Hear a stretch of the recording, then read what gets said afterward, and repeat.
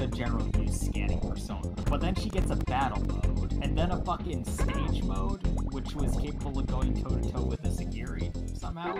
I'm not entirely sure of the power of her 3 personas, but she seems to have really high development potential. Right, so it's less about her power overall necessarily, it's more like what she can be capable of. Yeah, and also the Persona 1 and 2 persona users who use their personas in the real world rather effortlessly.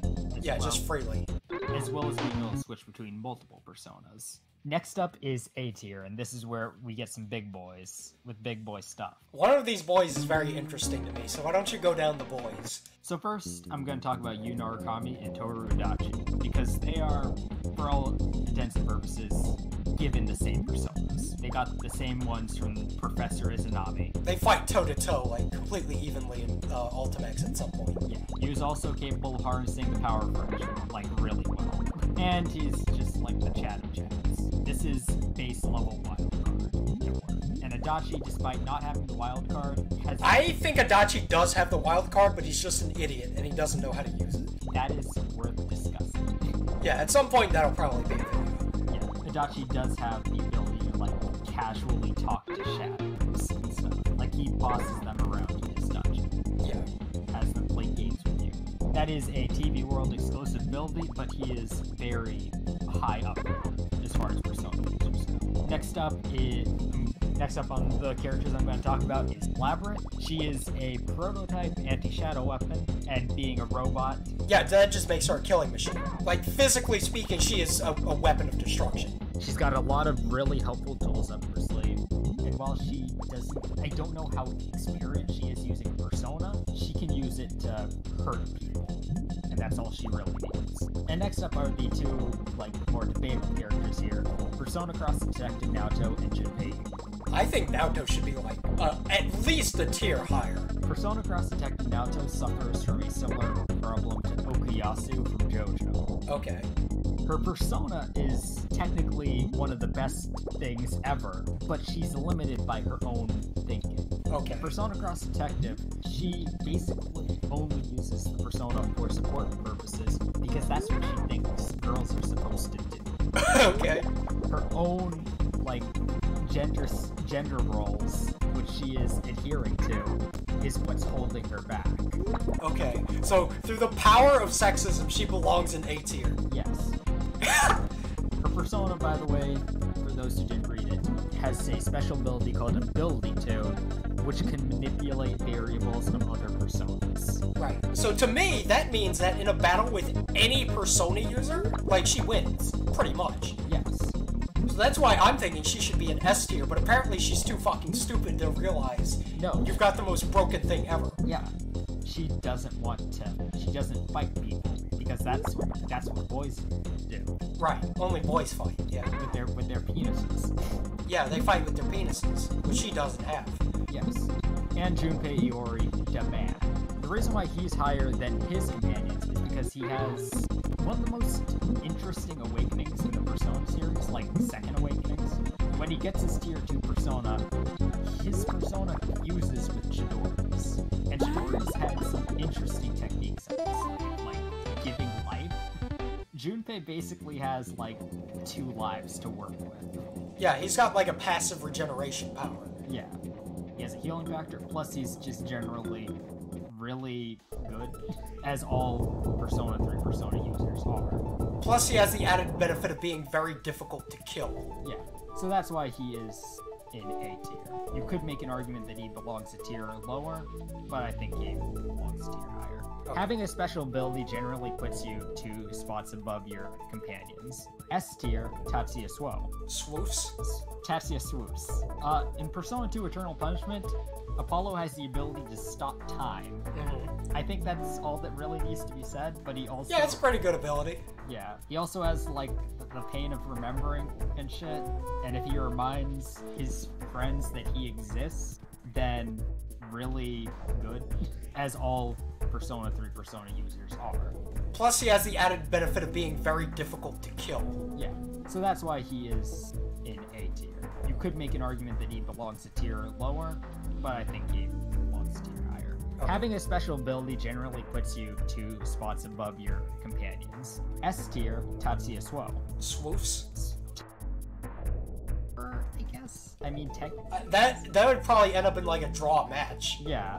I guess. Yeah. So yeah, he has that ace in the hole. Plus, generally, he's talented in fighting, and he has a motorcycle.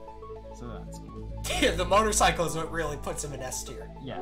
The Persona 5 protagonist, much for the same reason as the Persona 5 Persona users being a tier above the Persona 4 Persona users, he is a tier above Yuno Kami. He also more directly defeats his big opponent at the end. Yeah, he fucking shoots him in the head and ends his existence. And while that is a power of friendship feat, that is a power of friendship feat that is more tied to him than Yuno's.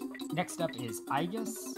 Very much the same reason for being here as Labris, but with the added bonus of being a wild card as a Persona 3 DM. She doesn't use this in Arena, so it's unclear if she still has it. Or if she lost the shit, Yeah. Though she does change to her original persona, which she uses as a big ol' fucking gun.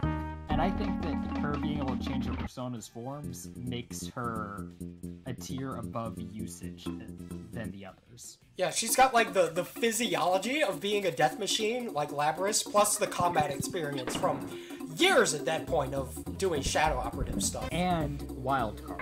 And she's a wildcard user, yes. Yeah, like, the only reason why she's only an S tier is because everyone above this is... a madman. Yes. Speaking of madmen, Shadow Labris. Shadow Labris is very interesting in Persona 4 Arena because she has the power to basically create a fighting game. Like, she can change people's words, trap them in a fucking fighting game arena. She has quite possibly the most interesting set of skills that a Shadow is that we've seen from a Shadow. And I think that puts them above where most Shadows would be, which I would put it F tier along with the other Personas users. Not even an E tier? I guess you could put them in E tier, but yeah, E tier. But Shadow Labris is just so many leagues better than all the other Shadows. Yeah, she's definitely one of the most advanced Shadows. Like, Menace was a pretty weird, complicated type of Shadow, but like Shadow Labris would probably just fucking kill her. Yeah. Plus, she has her own weird, almost a persona in Asterios. Yeah. Well, a Shadow having a persona isn't necessarily like a crazy weird thing. Like Teddy has that, Menace has that. Yeah. And finally, Goro Akechi, who is shown to be like it took all the fan themes to take him down. Yeah, they say that. Yes. Also, he has. And it's also implied that he solos every single one of the palaces he goes to, whereas with the thieves, it took all of their combined efforts and planning to get through them. Yes. And it is implied that he has the wild card as well. Yeah, because he can switch between Robin Hood and Loki. Yes. So Goro has a lot of things going for him. Plus he has that berserk thing. Yeah, he can make people go crazy. Yeah. Which is a good power. Yeah, Goro has a lot of things going for him. But again, he's an S tier because SS tier is so many leagues above him. In SS tier, we have Igor and the Velvet Room, Nyx, Izanami, Marie, and Hino Kagatsuchi. So now we're getting into like the actual gods of the verse. Yes. Igor and the Velvet Room are here because they are fully capable of handling any of these other things. It's just they choose not to. Yeah. Because it doesn't concern them, usually. Elizabeth is more than enough to seal Nyx, and I'm sure they could have just told Izanami, they just slapped Izanami around with Igor's nose and solved that problem. Like, here's the thing about Elizabeth, is that she is capable of one-shotting Erebus, who is an accumulation of all of humanity's grief and desire to be dead, right? Yes. So that is at least around Nyx's level. Because Erebus knocks on the door, says, da-da, hey, what's going on, Nyx? All the people want to die. And then Nyx merges with death and kills everybody. Yeah. I wasn't sure where this would be. He'd probably be in this tier. Nyx, we've explained. Nyx is dead. Yeah.